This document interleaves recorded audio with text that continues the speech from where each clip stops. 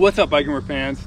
I'm here with the all-new 2021 Specialized Tarmac SL7. This is their all-new, all-in-one, do-it-all super race bike. It replaces the Venge because it's just as aerodynamic. It replaces the SL6 because it's lighter and it's stiffer. And all in all, the carbon layout gives it a much more balanced ride, matching front end stiffness to rear end stiffness. So let's take a look at all the details.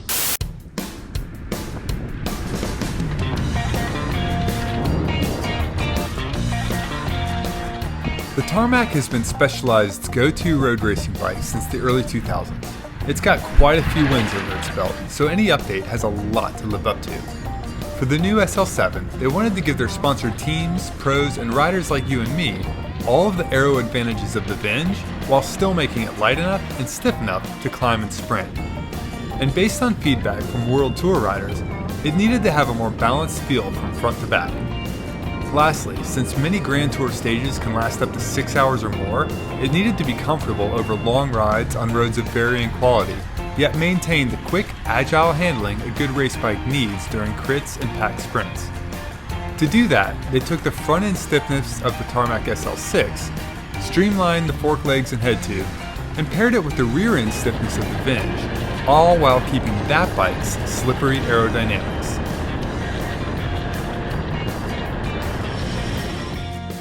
While the new bike looks quite similar to the outgoing SL6 S-Works and latest Venge models, it is indeed an entirely new bike. The seat tube and seat post get a deeper aero profile that improves lateral and torsional stiffness, leading to better power transfer and better matching the front end stiffness.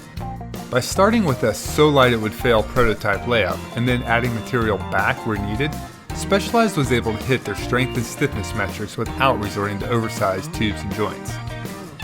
Tire clearance is rated up to 700 by 32, but it comes with 28s. The seat stays are a riff on the Venge's jutted out intersection with the seat tube, helping it clear the air around the tire.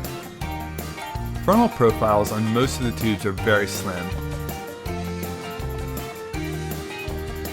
Even the chain stays are relatively slender, and the down tube keeps a more traditional, roundish shape.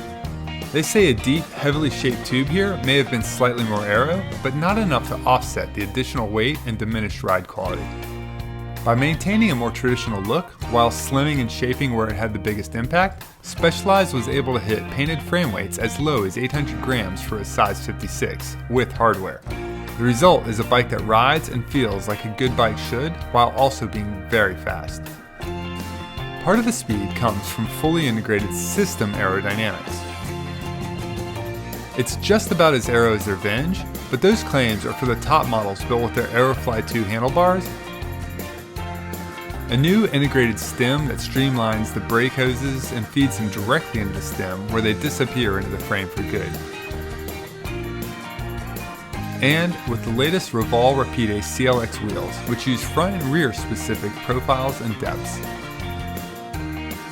Rounding out the design is a switch to BSA threaded bottom brackets, flat mount hydraulic disc brakes, and 12mm through axles front and rear. So that's the new Specialized Tarmac SL7 in a nutshell. For all the tech specs, details, geeky stuff, lots of photos, check out the full post on BikeRumor.com right now. And then in about a month, at the end of August, we'll have a full review, long-term review of this bike. And so now it's time to shut down the video and go ride.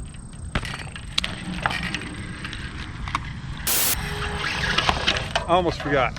Hit like, hit subscribe for a lot more killer videos from BikeRumor.com, like this one right here. You're gonna love it.